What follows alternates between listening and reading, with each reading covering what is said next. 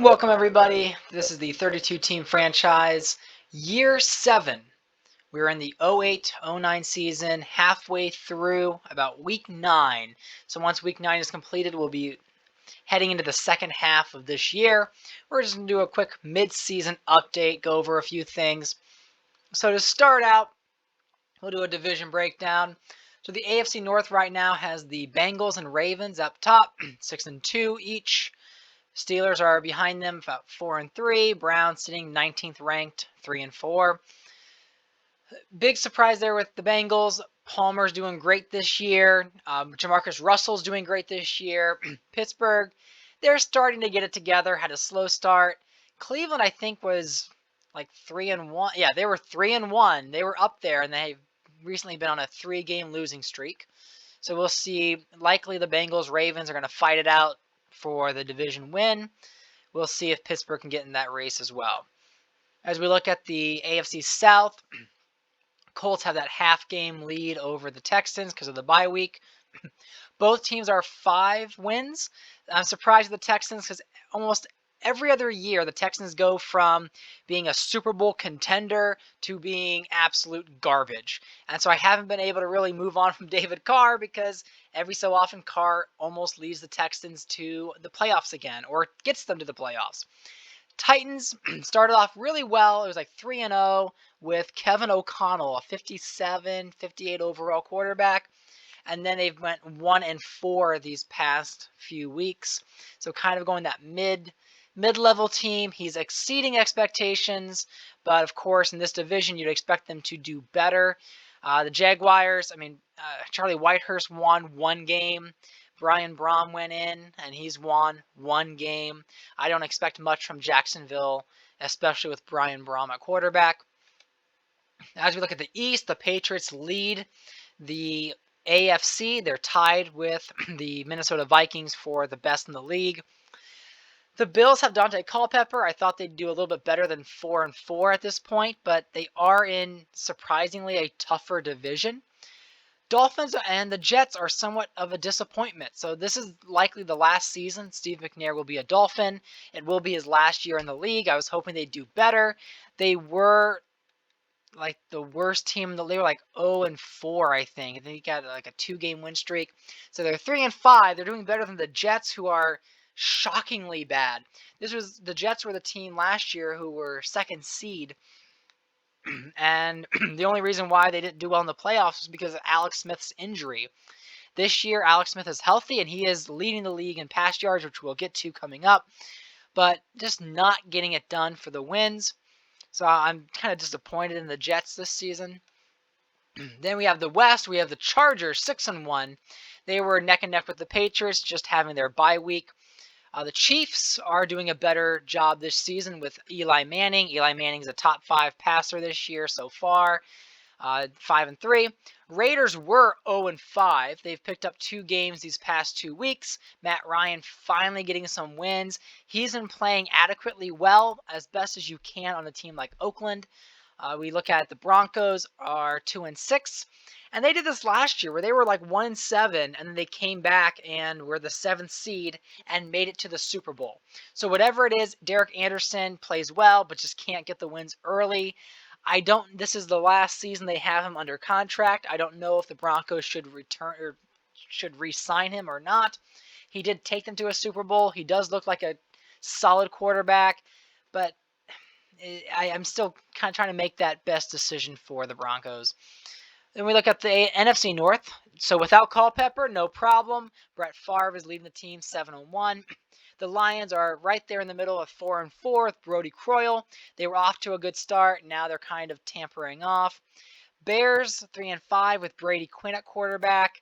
Again, they've sort of lost games because of Brady. He hasn't been that dynamic of a quarterback for them, but at least he's doing a lot better than Jay Cutler on the Packers. When I had Jay Cutler sit behind Brett Favre last year as a rookie, what was it? 2 years ago, because that's right, Jay Cutler was the starter last year. 2 years ago, Cutler sat behind Favre. I thought he could have been a possible bridge quarterback like Rodgers was. I knew he wouldn't be Aaron Rodgers, but I thought he'd be better than this. This year, I expect the Green Bay Packers to fire Mike Sherman officially.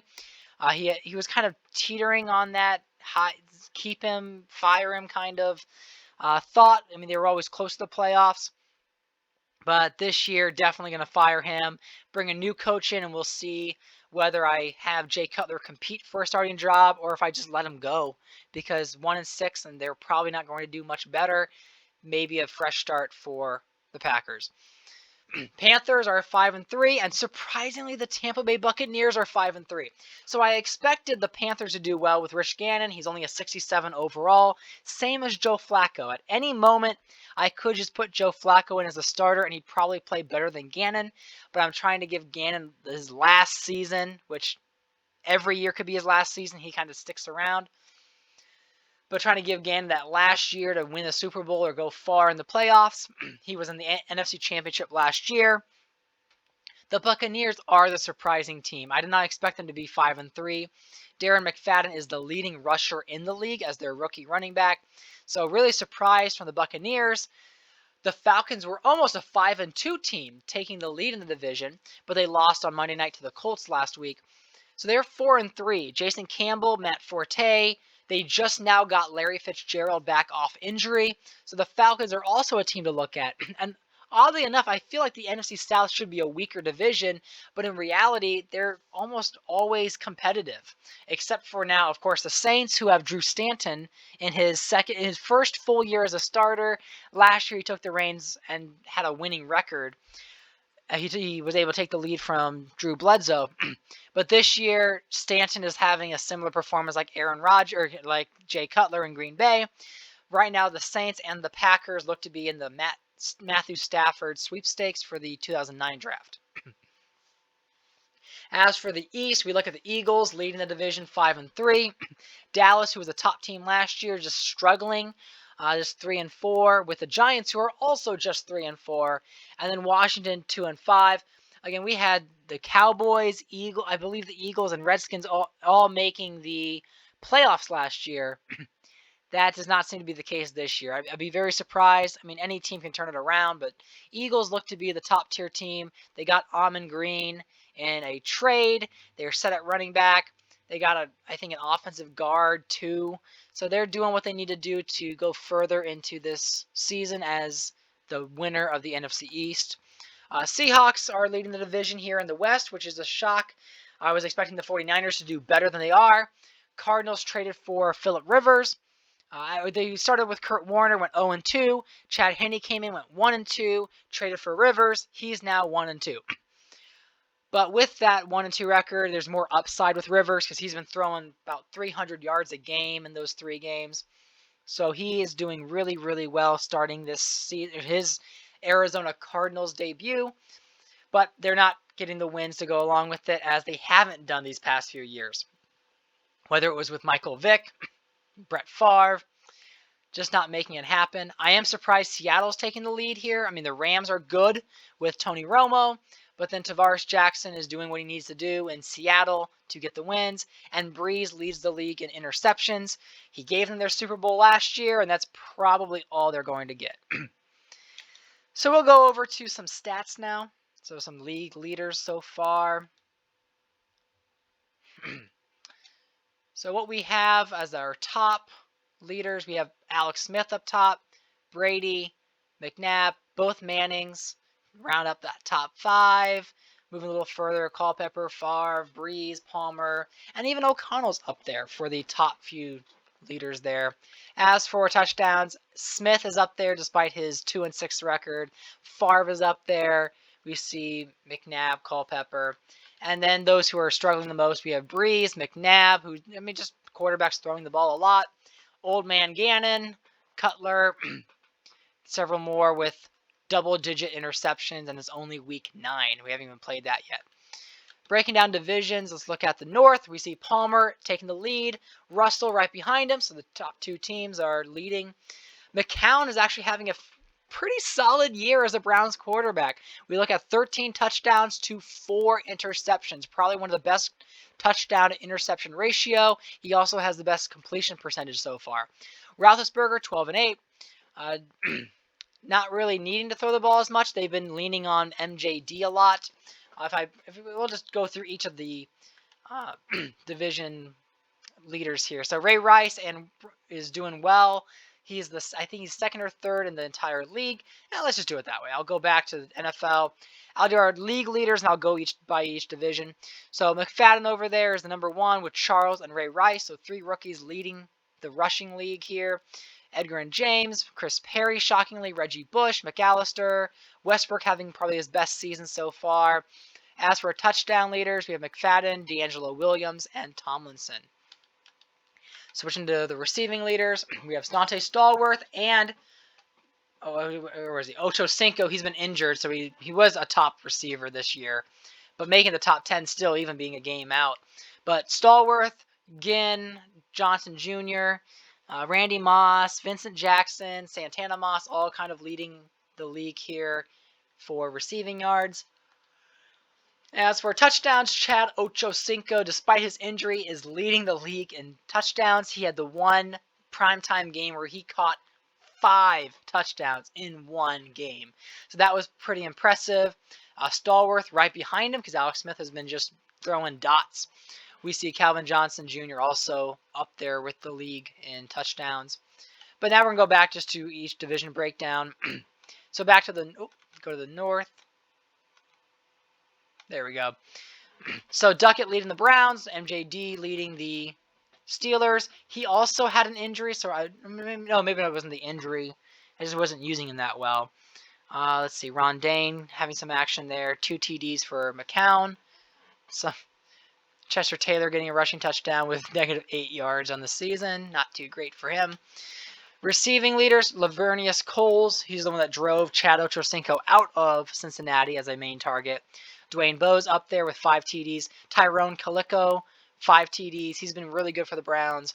Todd Heap, Delaney Walker, David Boston, who's now been traded to the Browns. So he had 1-2 games with the Browns so far. That's about it. And then, let's see, touchdown leaders. Yeah, Calico and Bowe. Moving to the AFC South, of course, Manning is on top, 14-7, same as Carr. So both teams have a similar record. Both team quarterbacks are performing around the same. Manning with some more yards. O'Connell, 18-8. That's really good for a rookie. He's off to a hot start to his career. We'll see if he's able to maintain that for more than just 1 year. Brom and Whitehurst, neither one really that great. I expect Jacksonville to be in the running for one of the quarterbacks. They might be a Mark Sanchez or a Josh Freeman kind of landing spot. We'll see if that ends up being the reality. I might give Brian Brom some more time. I may not. Maybe we'll see if they can land Michael Vick. Matt Flynn, he threw 1 completion. That's right, for the Texans. No yards there. We look at Chris Perry leading the league, or leading the AFC South, one of the top league leaders, which is interesting because I mean Chris Perry didn't have that great of a year, or great of a career in real life, but he's doing pretty well this season. Chad Johnson, Cedric Benson, Jonathan Stewart, all having some decent seasons there. Johnson with the touchdown advantage. Then we look at the receiving. Greg Jennings has been just fantastic. We look at Reggie Wayne. Courtney Roby is up there, but I mean, compared to Wayne and Jennings, I mean, he's almost over 200, almost 300 yards behind. Klopfenstein makes sense for Houston as the main target being a tight end.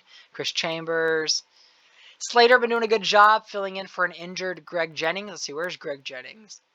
Or not Greg Jennings, I'm sorry. We're looking at, where is he? Bolden, there he is. Bolden has only been in 5 games, had some injuries, struggles, 187 yards, 2 touchdowns. He's going to get more attention heading into the remainder part of the season. But Slater has been doing a decent job, 5 touchdowns on the season, doing well with Kevin O'Connell. As we move to the AFC East, Smith on top with Brady right behind him. I would not be surprised if Brady surpasses him this season. Culpepper, also a top passer. Let's see, I think he's an 11 difference between touchdown and interceptions. Same as Brady. Smith has a 12 differential. Steve McNair, he's at the bottom, but still having a good year in his likely last year. Jamal Charles leading the division with Edgar and James right behind him, about 30-yard difference. They both have 6 TDs. Charles has 2 fumbles, though. That was pretty rough. We see Steven Jackson having a decent year. I mean, he's probably could be doing a little better. I think he's also battled some injuries. Leon Washington and Brandon Jacobs aren't having the same impact as they had in previous years as the dual back. We see Deshaun Foster being signed to the Dolphins. I haven't really used Fred Taylor as much as I should, even though he had a great year last year. I've kind of prioritized the younger Steven Jackson. Then we look at the receiving yards. We have Dante Stallworth, Moss, Ocho Cinco leading the way there. Jacoby Jones having a good sophomore year, being the main target for Dante Culpepper. Also, Ben Watson doing well with Culpepper. So Holt and Moss doing well for Patriots. Stallworth, Ocho Cinco with the Jets. McMichael, and we see the Dolphins here with Michael Jenkins, McMichael. Mercedes Lewis getting some attention, but not as much as he should, maybe. Pope also getting some yards there. Rookie Josh Morgan, trying to get him more involved for the Patriots. Let's move on to the West. We have Eli Manning leading the way. Aaron Rodgers, similar to Josh McCown with the ratio there. I mean, very low interceptions. Keep protecting the ball. Derek Anderson doing well with his yards, but struggling a bit with his ratio, 13 touchdowns to 11 interceptions. Matt Ryan, same touchdowns, but fewer interceptions, but 55% completion. That's not even really his fault. I mean, he has just had a lot of drops that even frustrate me. When we look at his progress here, I mean, he had the one really bad game against the Ravens where they just had 3 interceptions there. But for the most part, he has been progressing, getting better each game. As you can see, that 246-yard game, 248, getting 3 touchdowns to 0 interceptions against the Chiefs again. Some tight games there, but I'm hoping Matt Ryan can help turn around Oakland. Portis leading this division. Thomason coming off the injury, only playing 6 games so far. Marshawn Lynch, 363 yards, trying to use him more with the Kansas City Chiefs. But you look at Thomason leading the division with touchdowns. Porter's right behind him. McGahee trying to help out the rookie Matt Ryan. We'll see if he's able to carry them more. Curtis Martin in his aging years, he's already a top 20 in all-time rushing leaders because of his impact with the Patriots and the Jets. Trying to just tack on maybe some more yards to extend his legacy.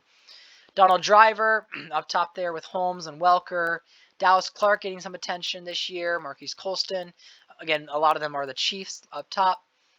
We have tight ends like Gates and Davis. James Hardy, 347 yards, 5 touchdowns with Matt Ryan. Miles Austin there for Denver. Yeah, the receivers for Oakland are just not that good. Other than Vernon Davis, you got Jarrett, Reed. Not many other real targets for them over there in Oakland. As for the NFC, we're looking at Brett Favre, 1741. A great touchdown interception ratio, probably one of the best in the league. 15 differential there. Croyle having a good start to his season. It's kind of slowing down. 12-8. Quinn, as you can see, these are the 2 that are not performing too well, where they have a negative ratio between touchdowns and interceptions.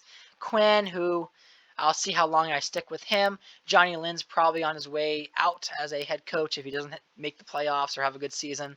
Wallace had a surprising start this year because Brett Favre had a game where he injured his leg, I think, in practice.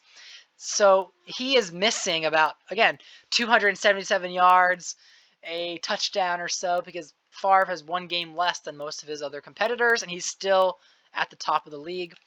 Rushing, Reggie Bush, I've been really trying to push him as a rusher, because I normally pass a lot to Reggie Bush, but I'm trying to make him a rusher as well, get him a 1,000-yard season. Let me see his career.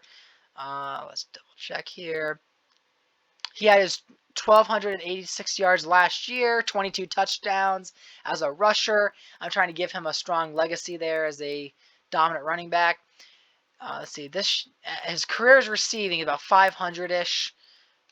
He'll probably get there this year too, but I'm trying to get him to be a 1,000-yard rusher each year. This season, uh, really doing a decent job. Have some weaker games, trying to get him to be around 100 a game. D'Angelo Williams is kind of carrying the Bears, despite Brady Quinn as their quarterback. We see Ronnie Brown also doing well for the Vikings. The Packers traded away Amon Green, which is why their people aren't up there. Cadillac Williams is supposed to be the starter, and I think he got hurt. Yeah, he's out for a couple more weeks. So Fred Jackson is now the running back for Green Bay. Signed him earlier, midway through this season. Eddie George, the veteran from the Bengals, taking on some attempts there. 13. Danny Woodhead trying to get some attention with the Lions. Vincent Jackson leading the way, well ahead of Darrell Jackson, who is on the same team. Mostly it's just Brett Favre recipients. Charles Rogers doing a decent job there. Zach Miller, Eddie Royal, Winslow doing the best he can. I'm probably going to move on from him pretty soon. Donnie Avery. We see Vincent Jackson leading the way there with 8 TDs. As for the South, we got Jason Campbell leading the way, which is somewhat of a surprise. And look at that, only 3 interceptions this year. Good for him. Rich Gannon has more interceptions than touchdowns, which I don't like to see. Other teams at this point might consider a quarterback change to Flacco, who I have not thrown the ball with him at all this year, not even in garbage time. But Gannon trying to just finish out his career and give him the dignity I think he deserves. Edwards over there with 1 more touchdown than interception. Not doing so great, but he's been basically carried by McFadden, which we'll get to on the next flip there. And Stanton hasn't even gotten to 1,000 yards yet. He has more interceptions than touchdowns. Sorgi could have been the starter for the Bucs, but Edwards wanted out, and he's been winning. So if you win, you keep your job.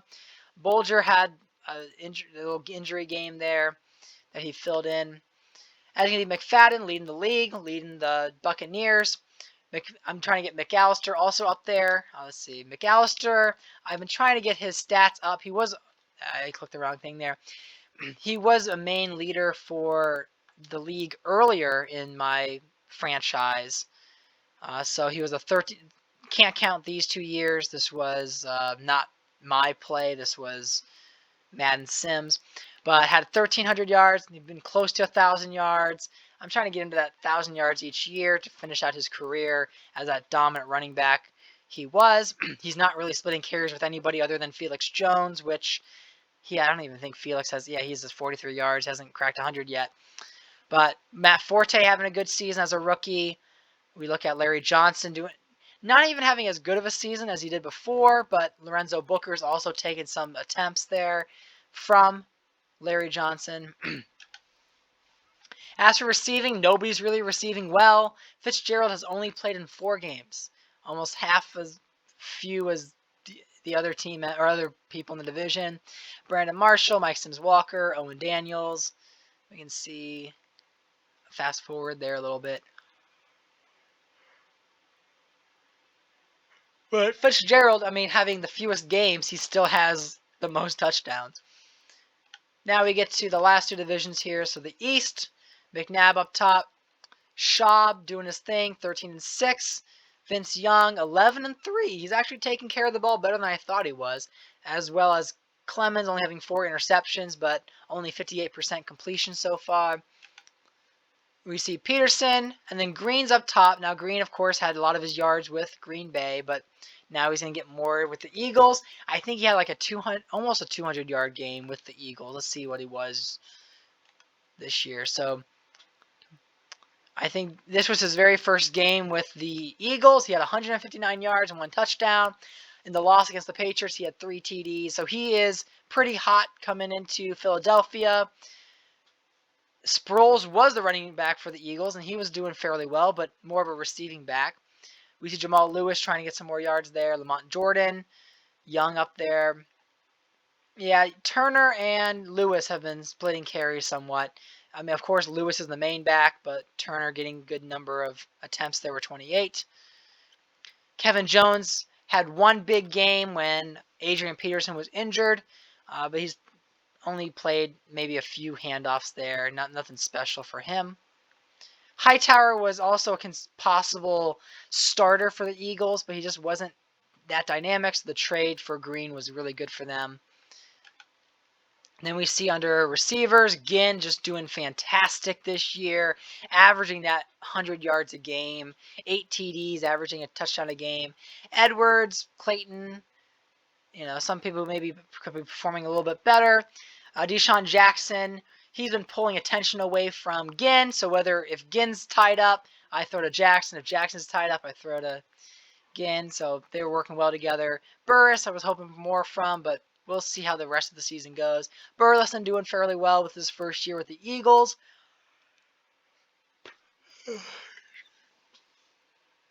Excuse me. Late night.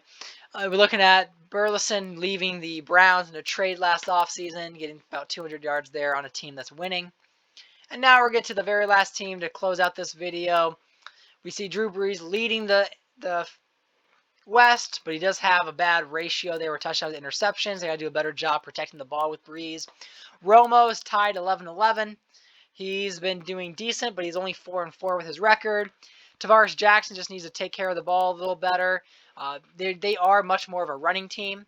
We see 1,200 yards there, and then a combination here, almost leading the league in passing yards collectively as the Cardinals, but just not getting the wins. Hopefully, Phillip Rivers can change that.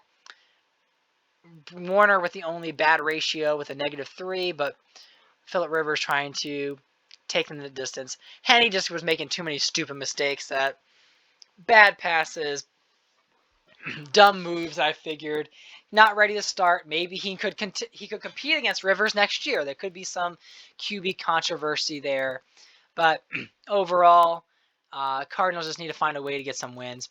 As for rushing, again, Adai only 421 yards.